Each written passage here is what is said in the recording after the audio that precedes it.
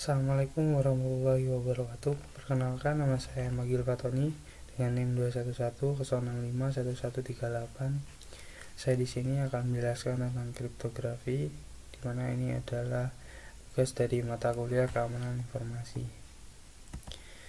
Apa itu kriptografi? Kriptografi adalah seni merubah data menjadi data acak yang dikodekan dan dipindah tangankan baik secara umum ataupun privat dengan tujuan keamanan. Di dalam kriptografi ada enkripsi dan dekripsi. Enkripsi ini adalah proses mengubah pesan atau data asli atau bisa disebut plain text menjadi bentuk yang tidak dapat dibaca atau dipahami oleh pihak yang tidak berwenang. Jadi menggunakan algoritma kriptografi dan kunci enkripsi. Jadi tujuan dari enkripsi adalah untuk menjaga kerahasiaan dan keamanan pesan saat dikirim ataupun disimpan. Sedangkan untuk dekripsi di sini adalah proses mengembalikan pesan yang telah didekripsi, yaitu dalam atau bisa disebut ciphertext ke bentuk aslinya yaitu plain text. Menggunakan algoritma kriptografi dan kunci dekripsi yang sesuai. Jadi hanya pihak yang memiliki kunci dekripsi yang benar yang dapat melakukan dekripsi dan membaca pesan yang terenkripsi. Jadi dekripsi adalah langkah yang mengembalikan proses enkripsi atau membalikan pesan ke bentuk aslinya agar dapat dibaca dan dipahami.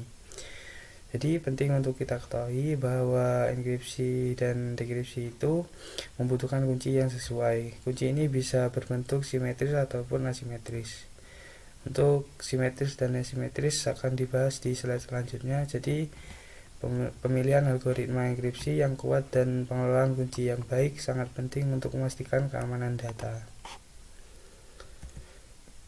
Di sini jenis kriptografi dibagi beberapa berdasarkan kriteria, yaitu simetrik dan asimetrik.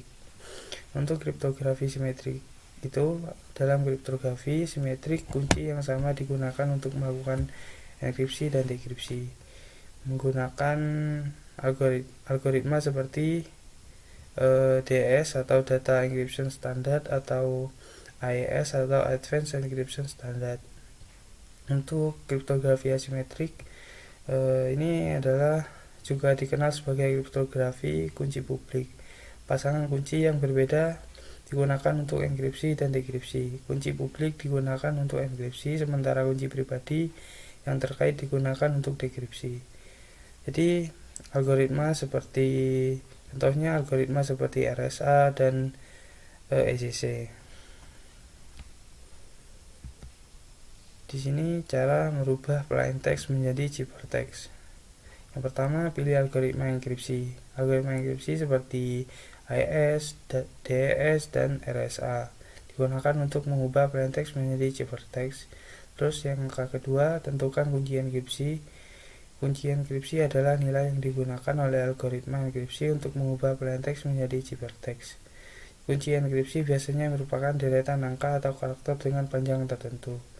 Untuk langkah terakhir yang ketiga yaitu terapkan algoritma enkripsi. Gunakan algoritma enkripsi yang dipilih dan kunci enkripsi untuk mengubah setiap bagian plain text menjadi ciphertext.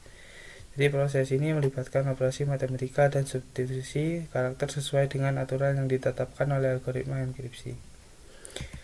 Jadi misal contohnya kita ingin mengenkripsi kata aku menggunakan algoritma Caesar-Cipher dengan kunci enkripsi sebesar 3.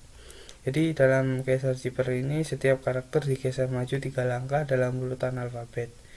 Menggunakan tabel alfabet untuk referensi. Jadi plain textnya di sini aku dan A maju 3 langkah, geser 3 langkah ke depan berarti A, B, C, dan D. Jadi A menjadi D, K menjadi N, dan U menjadi R. Jadi setiap karakter plain text digeser maju 3 langkah dalam alfabet.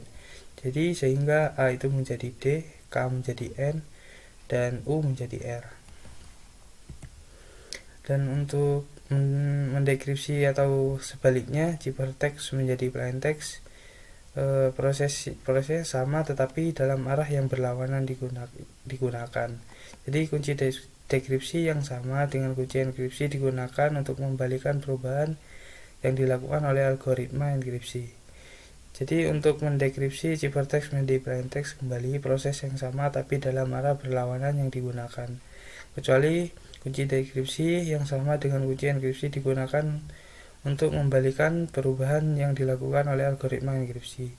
Jadi contoh kasusnya itu seperti yang tadi, di mana menggunakan Caesar Cipher dengan kunci enkripsi 3 untuk mendekripsi ciphertext ke plaintext. Jadi kunci yang tadi ciphertextnya DNR menjadi aku. Jadi menggeser mundur 3 langkah. Jadi yang D menjadi A, N menjadi K, dan R menjadi U. Jadi menjadi kunci plaintext didekripsi. Jadi jenis algoritma yang digunakan tadi Caesar Cipher seperti studi kasus yang ini itu menggunakan algoritma klasik yang simetrik. Caesar Cipher itu adalah salah satu contoh algoritma kriptografi klasik yang menggunakan kunci simetrik. Dalam Caesar Cipher setiap karakter dalam plaintext digeser maju sejumlah langkah tertentu dalam urutan alfabet. Jadi contohnya itu seperti tadi. Jika kita menggunakan pergeseran 3 langkah maju, aku akan dienkripsi menjadi DNR. Pada Caesar Cipher kunci enkripsi dan kunci dekripsi sama.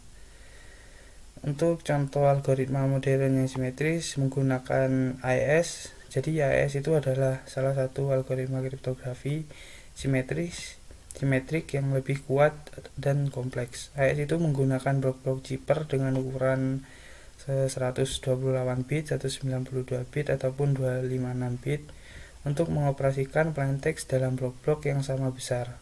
Jadi AES itu digunakan secara luas dalam berbagai aplikasi termasuk perlindungan data yang sensitif. Jadi kesimpulannya dalam kedua jenis algoritma ini plaintext diubah menjadi ciphertext melalui proses enkripsi dan menggunakan kunci yang sesuai. Ciphertext kemudian dapat diubah kembali menjadi plaintext melalui proses dekripsi untuk menggunakan kunci yang sama atau berbeda tergantung pada jenis algoritma yang kita gunakan. Mungkin sekian penjelasan dari saya, kurang lebihnya mohon maaf. Wassalamualaikum warahmatullahi wabarakatuh.